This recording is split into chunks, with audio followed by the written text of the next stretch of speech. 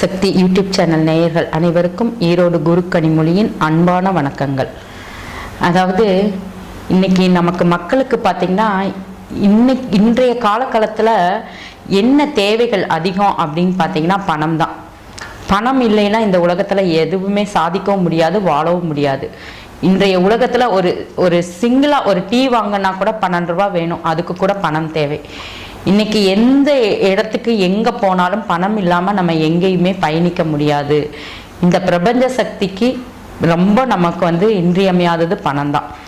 அப்போ இந்த பணத்தை வர வைக்கிற வழிகள் என்ன, சூட்சுமங்கள் என்ன அப்படின்னு நம்ம பார்த்தோம் அப்படின்னா, உங்களுடைய லக்னமோ ராசியோ எதுவாக இருந்தாலும் ஓகே.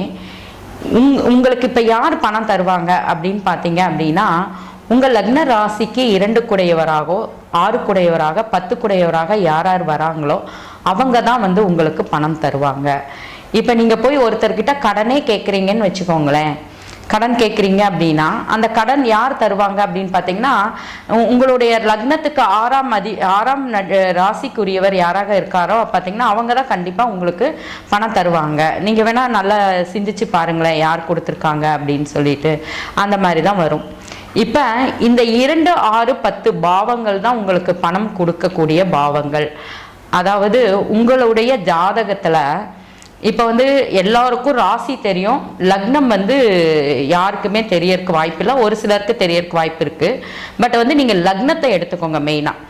ஏன்னா லக்னம் தான் தசாபுத்தி, லக்னத்துக்கு என்ன தசாபுத்தி நடக்குதோ அதோட ஆதிபத்தியம் என்னவோ அதை சார்ந்து தான் நமக்கு அந்த விஷயங்கள் நடக்கும். அப்போ நீங்கள் லக்னத்துக்கு என்ன தசை நடக்குது அப்படின்னு பார்த்துக்கோங்க. அதாவது 2, 6, 10 இந்த இடங்கள்ல இருந்து ஒரு கிரகம் திசை நடத்தினாலோ அல்லது இந்த இடங்களோடைய நட்சத்திரங்கள், இப்போ ஃபார் எக்ஸாம்பிள் வச்சுக்கோங்களேன், நீங்கள் தனுசு லக்னம்னு வச்சுக்கோங்க. இப்போ தனுசு லக்னம் வச்சுட்டிங்கன்னா உங்களுக்கு 2ஆம் இடத்துல, அதாவது மகரத்தில் என்னென்ன நட்சத்திரங்கள் இருக்குது அப்படின்னு பார்த்தீங்கன்னா, ஃபஸ்ட்டு உத்திராடம் இருக்கும், அடுத்து திருவோணம் இருக்கும், அடுத்து அவிட்டம் இருக்கும். இந்த 3 நட்சத்திரங்களில் நின்று தசை நடத்தணும் ஒரு கிரகம். அப்படி இருந்தால் அந்த காலத்தில் உங்களுக்கு பணம் வரும். இல்லை அப்படின்னா 2, 6, 10 அதே மாதிரி 6ஆம் இடத்துல என்ன இது இருக்கும், என்ன ராசி இருக்குது, அதில் என்ன நட்சத்திரங்கள் இருக்குது, அந்த நட்சத்திரங்களின் சாரத்தில் நின்று தசை நடத்தினா உங்களுக்கு அந்த பணம் வரும். இந்த மாதிரி 10ஆம் இடத்துல இந்த மாதிரி இந்த 3 இடத்தையும் நீங்கள் எடுத்துக்கணும்.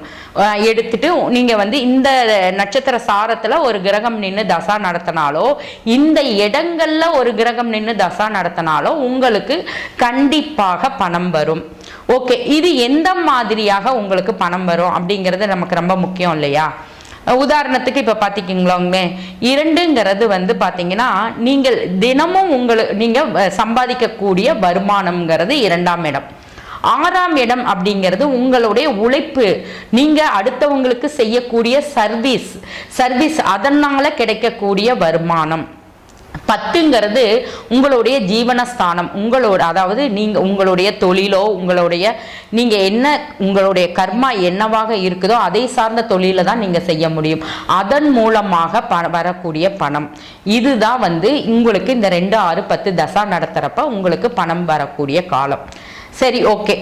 இதை சார்ந்து உங்களுக்கு வேறு எந்தெந்த வழிகளில் பணம் வரும் அப்படின்னு பார்த்தீங்கன்னா, 2, 4, 7, 11 அதாவது இந்த நட்சத்திர சாரங்கள் இந்த தசாபதி காலங்களையும் உங்களுக்கு பணம் வர வாய்ப்பு இருக்கு. பட் அது எந்த மாதிரி பணம் வரும், அதாவது இது கன்ஃபார்மா இது பெரிய லெவல்ல வரக்கூடிய பணம். இது எந்த மாதிரி பணம் வரும் அப்படின்னு பார்த்தீங்கன்னா, 2 அப்படிங்கிறது உங்களுடைய குடும்பத்தின் நபர்கள் மூலம் உங்களுக்கு வரக்கூடிய பணம். 4 என்பது அதாவது உங்களுடைய சொத்துக்கள், 4ஆம் இடம்ங்கிறது சொத்துக்கள் அல்லது தாயாரின் மூலம் வரக்கூடிய பணம். உங்களுடைய சொத்துக்களை விற்று அதன் மூலம் வரக்கூடிய பணம் 4. 7 அப்படிங்கிறது என்ன அப்படின்னா, உங்களுடைய வாழ்க்கை துணைவர், அதாவது பெண்ணாக இருந்தால் கணவரிடமோ அல்லது ஆணாக இருந்தால் மனைவியிடமோ இந்த மாதிரி இவர்களிடமிருந்து வரக்கூடிய பணம். அடுத்து பார்த்தீங்கன்னா நாங்கள் நம்மளுடைய பங்காளி உறவு முறைகள், பார்ட்னர்ஷிப்பு, நம்மளுடைய நட்புகள், அவர்கள் மூலமா இப்போ ஒரு ஃப்ரெண்டே இருக்காங்கன்னு வச்சுக்கோங்களேன், அவங்க கிட்ட நம்ம ஒரு உதாரணத்துக்கு ஒரு ஹெல்ப் கேட்குறோம் இல்லையா, அது மாதிரி நட்புகள் கேட்குறோம், நம்ம பங்காளி உறவுகள்கிட்ட கேட்குறோம், அந்த மாதிரி இல்லை தொழில் மெயினாக பார்த்தீங்கன்னா பார்ட்னர்ஷிப், தொழில் மூலமாக வரக்கூடிய பணம், இது வந்து 7ஆம் பாவம். அடுத்து பார்த்தீங்கன்னா 8. இந்த 8 எந்த மாதிரி வருது அப்படின்னு பார்த்தீங்கன்னா ஒரு திடீர் ராஜயோகத்தை கொடுக்கக்கூடிய பணம். இந்த அதாவது 8ஆம் இடத்தின் மூலம் உங்களுக்கு வரக்கூடிய பணம் திடீர் ராஜயோகத்தை கொடுக்கும். நீங்கள் எதிர்பாராத சமயத்தில் வரக்கூடிய பணம். உதாரணத்துக்கு நீங்க எப்படி எடுத்துக்கலாம் அப்படின்னு பார்த்தீங்கன்னா, இப்ப லாட்டரி சீட்டே வாங்குறீங்க, ஓகேவா, அந்த காலத்துல வந்து புதையல் யோகம்னு சொல்லுவாங்க. இன்னைக்கெல்லாம் புதையல் யோகங்கிறது கிடையாது. அப்ப இந்த புதையல் யோகத்தை நம்ம இந்த காலத்துக்கு தகுந்த மாதிரி நம்ம எந்த மாதிரி பண்ணணும் அப்படின்னா லாட்டரி யோகம்னு எடுத்துக்கலாம். ஒரு அதாவது ஃபார் எக்ஸாம்பிள் வந்து ரேஸு, இந்த மாதிரி சூதாட்டம், இந்த மாதிரி எடுத்துக்கலாம். அதே சமயம் பார்த்தீங்கன்னா நம்ம அதாவது திடீர்னு ஒரு இடம் வாங்கி போட்டிருப்போம்னு வச்சுக்கோங்களேன், அந்த இடம் நம்ம வந்து நினைக்க நம்ம எதிர்பார்க்காத நேரத்தில் அது நல்ல ரேட்டுக்கு போகும். இது வந்து நமக்கு வந்து ஒரு எதிர்பாராத பணம் கிடைக்கக்கூடியது. இதே மாதிரி ஒரு விபரீத ராஜயோகம்னு ஒன்று இருக்கு. அதாவது ஏதோ ஒரு விபரீதம் நடந்து அதன் மூலம் அவர்களுக்கு கிடைக்கக்கூடிய பணம்.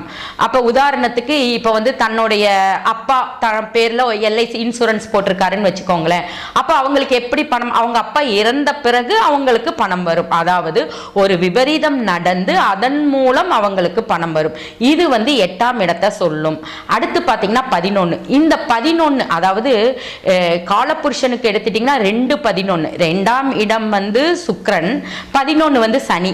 இந்த சுக்கிரனும் சனியும் இரண்டும் சேர்ந்தால் நம்ம என்ன சொல்லுவோம், மகாலட்சுமி யோகம் அப்படின்னு சொல்லுவோம். அதாவது காலபுருஷனுக்கு 2ஆம் இடமும் 11ம் மகாலட்சுமி யோகம். அப்ப ஒருத்தருடைய ஜாதகத்துல 2-11 அதிபதிகள் யாருக்கு இணைவு பெற்றிருக்கோ அந்த தசாபுத்தி காலங்கள்ல அவங்க மிகப்பெரிய செல்வந்தராக வரக்கூடிய வாய்ப்புகள் இருக்கு.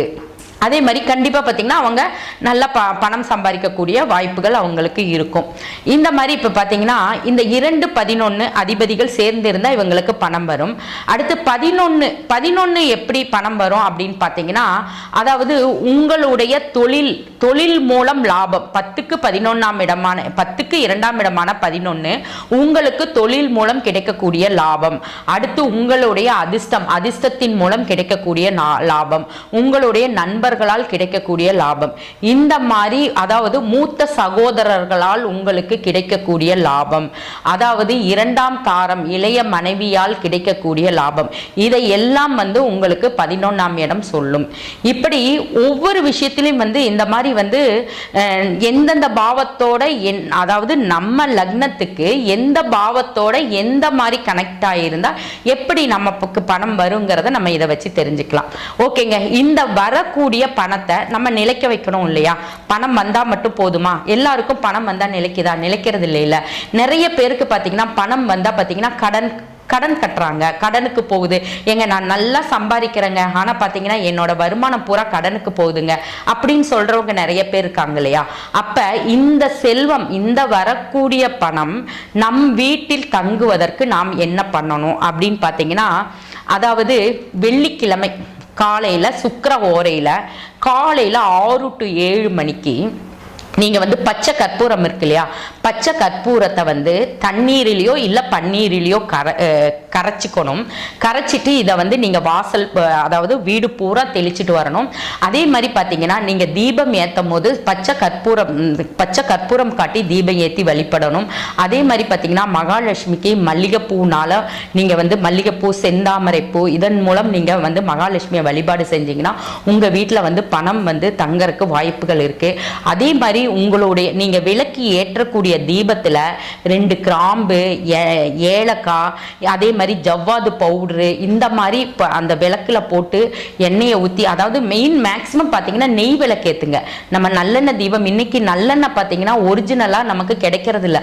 அதுவும் அந்த தீப விளக்கெண்ணெய் நம்ம யூஸ் பண்ணவே கூடாது. அது 5 எண்ணெய்கள்னு சொல்றாங்க. பட் வந்து அது வந்து லோ குவாலிட்டியில் தயாரிக்கிறது. தயவு செய்து அந்த எண்ணெயை வந்து நீங்க கண்டிப்பாக யூஸ் பண்ணாதீங்க. நீங்க யூஸ் பண்றது வந்து பாத்தீங்கன்னா கொஞ்சமா இருந்தாலும் நெய், சுத்தமான நெய்யை யூஸ் பண்ணுங்க. அப்பதான் வந்து உங்க வீட்டுல என்னைக்கும் வந்து மகாலட்சுமி கடாட்சம் நிலைச்சி இருக்கும். அதே மாதிரி பாத்தீங்கன்னா உங்களுடைய இது வந்து ஆன்மீக பரிகாரம் சொல்லிட்டேன். பட் உங்களுடைய ஜோதிடமாக நீங்கள் பணம் நிலைப்பதற்கு எந்த மாதிரி பரிகாரம் செய்யணும் அப்படின்னு பார்த்தீங்கன்னா, உங்களுடைய நட்சத்திரம், அதாவது நீங்கள் பிறந்த நட்சத்திரத்துக்கு கிடையாது. இந்த இடத்துல நீங்க ரொம்ப முக்கியமா நோட் பண்ணணும். உங்களுடைய லக்ன புள்ளி என்னவாக வருகிறதோ அந்த லக்ன புள்ளி நட்சத்திரத்திலிருந்து 6வது நட்சத்திரத்தை அன்னைக்கு நீங்க வந்து அந்த தெய்வத்தை வந்து எந்த நட்சத்திரமாக வருதோ அதன் அதிபதியை நீங்க வழிபாடு செய்து வாருங்கள். நீங்கள் சம்பாதிக்கக்கூடிய பணம் வந்து உங்களுக்கு கண்டிப்பாக நிலைக்கும். இதில் எந்த மாற்றமும் இல்லை. நான் கண்டிப்பா உறுதியா சொல்றேன். நீங்க அதை செஞ்சு பார்த்துட்டு இந்த சேனலை சப்ஸ்கிரைப் பண்ணுங்க, ஷேர் பண்ணுங்க, கமெண்ட் பண்ணுங்க. ஆதிசக்தி சேனல் நேயர்கள் அனைவருக்கும் எனது உள்ளம் கனிந்த நன்றியை தெரிவித்துக் கொள்கிறேன். நன்றி, வணக்கம்.